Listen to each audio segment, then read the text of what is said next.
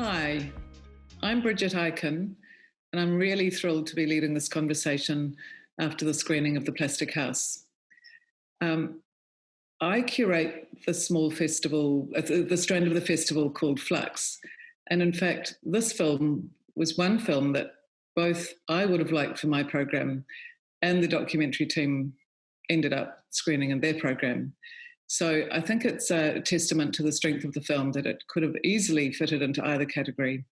And I'm very thrilled to welcome today Allison Chhorn, the director, writer, cinematographer, editor, producer of the film, and her executive producer, Chris Luscri. Welcome to you. Hello, Bridget. Hi. Look, I'll just start off by asking you, Allison,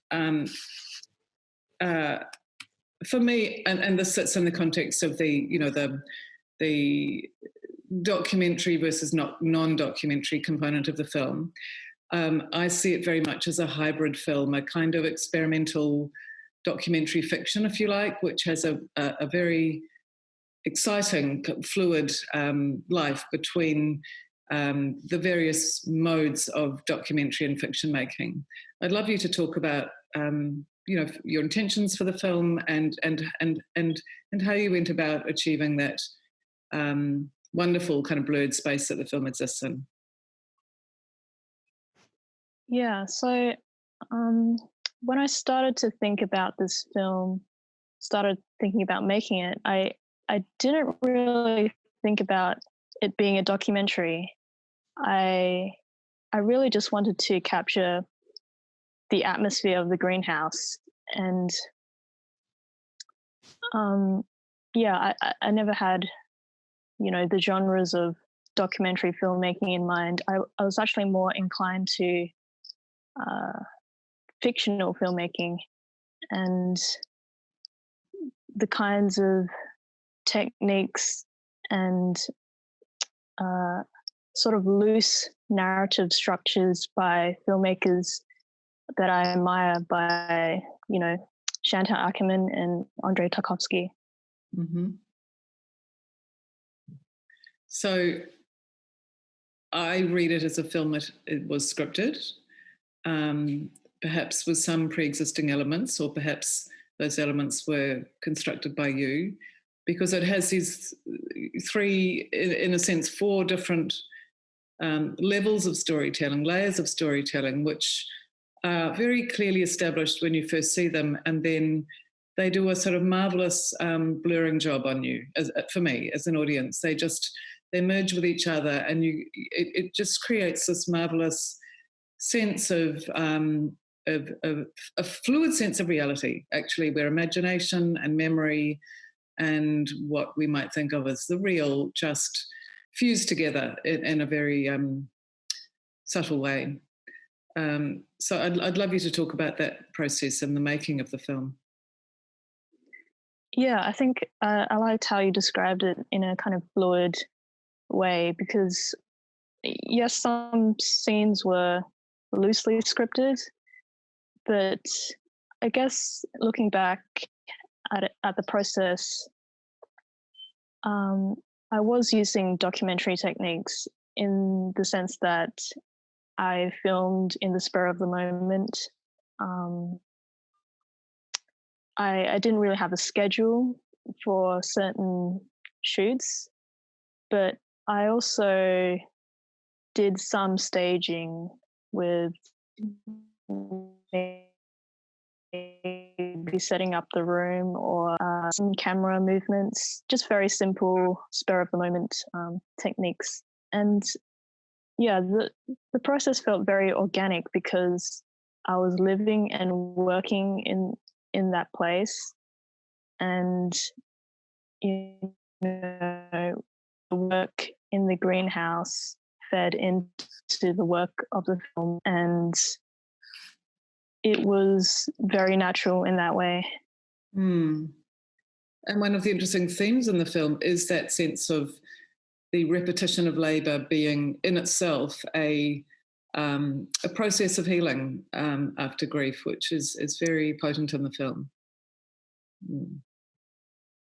Yeah, I feel like labor and just monotonous tasks can really help you just keep moving. Even if you're not grieving, but maybe worrying about something, doing certain little tasks can really help you just move on from things that may have weighed you down. Mm-hmm. So let's talk about the sound in the film for a minute, because it has a wonderful, heightened sense of creating a new interior reality at times, and also sounds from one scene bleed into the next and sort of seep around the place. I see you were also the sound designer, so I'd love to hear from you how you conceived and structured the sound design.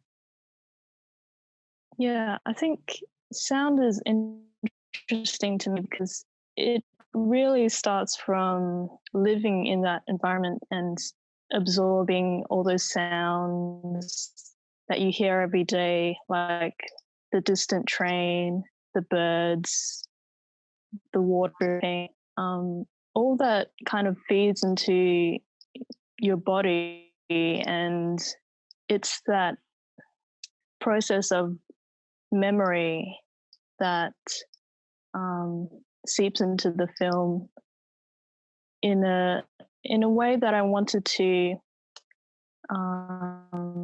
make the audience feel like what I was experiencing. Mm. Chris, how did you get involved in what was your role in working with Allison on this film, and how and when did that process, come to involve you? Well, Allison and I have sort of known each other since 2013. At the time, I was living in South Australia and we were working together. We sort of co-founded a co-op together, a little film co-op in Port Adelaide with director Mike Retta. And Allison's made 2 feature films prior to this film as a producer-editor. And I was involved in those projects in a loose sort of associate producer type role, offering thoughts and feedback on edits and creative direction and festivals and things like that. And then with this film, I was really surprised to discover during the making of the feature film Youth on the March that Allison was in the process of shooting a solo project, ambitious solo project, pretty much by herself.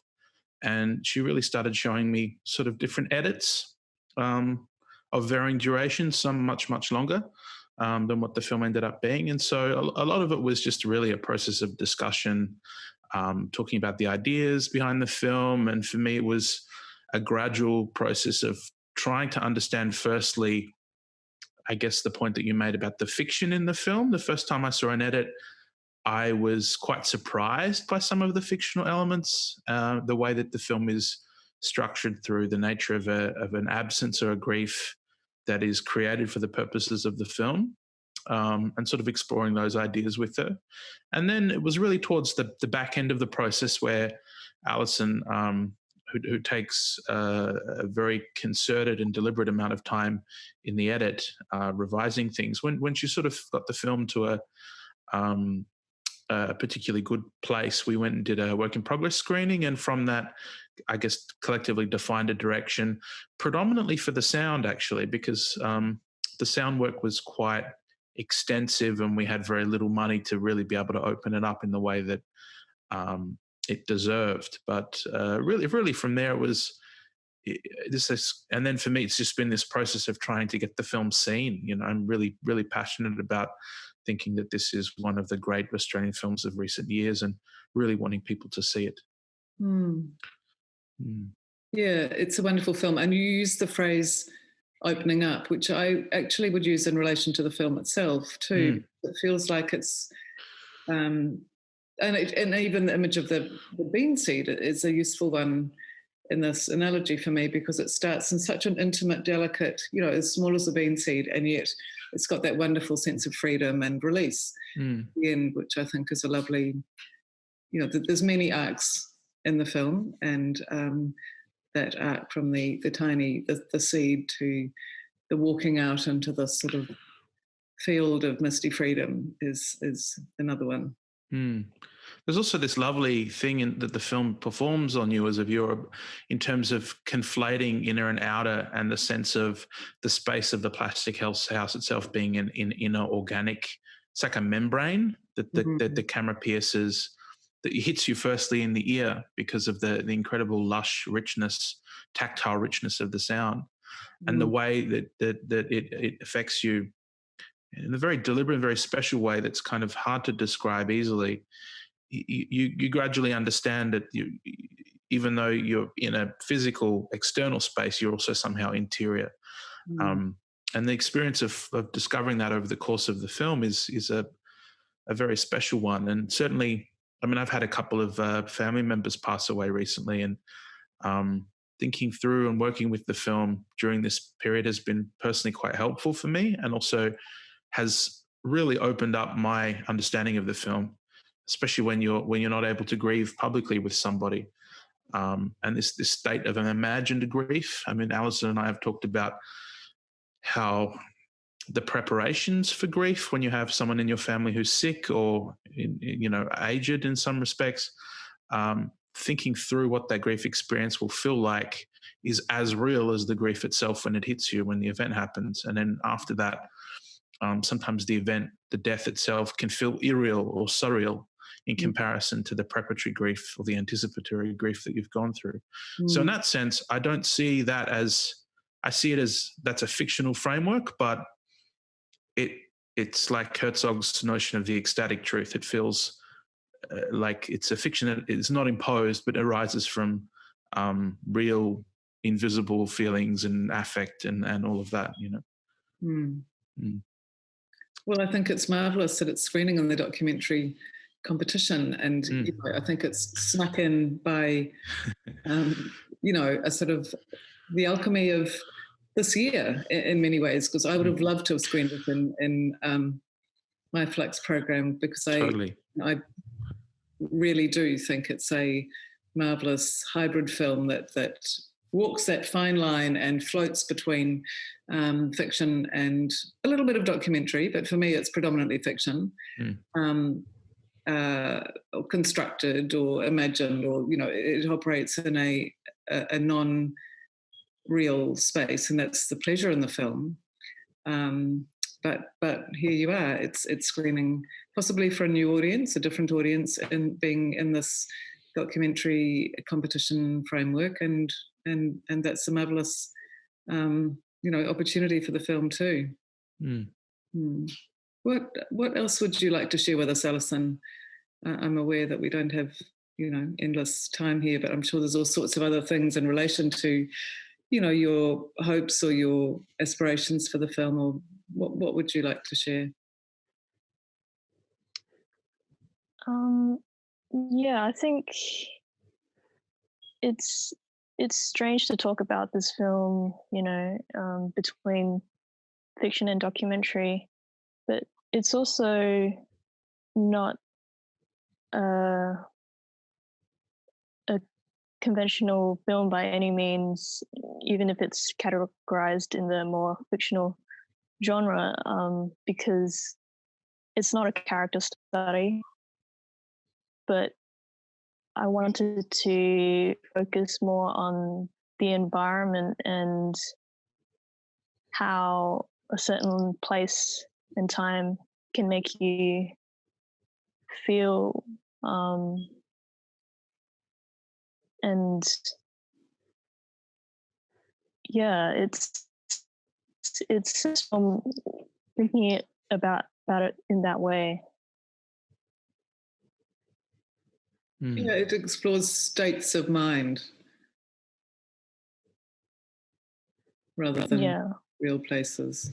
But the image and the metaphor of the plastic house is such a potent one through the film, and the way in which it cycles through the seasons of neglect and replanting and growing and harvesting, and then obviously the storm towards the end of the film. It's it sort of anchors you into the real, but it has so many other ways of looking at the film, and honestly, every time I've looked at it, it's a very rich and beautiful and affecting film. And I really thank you for making it. Mm. One other thing I wanted to add, it's a little sort of thing that I keep noticing in the film, but I'm curious to find out other people's perception of it, is that, the active agrarian labor, of course, is heavily situated within Allison's particular cultural context as the daughter of Cambodian refugees. And the degree to which the film speaks to a larger absence, obviously the Khmer genocide is not in any way addressed in the film, but the sense of the absence of the loss, not just of parents, but of a generation of people, I find that somehow speaks richly in the film, even if it's not announced as such. That's true.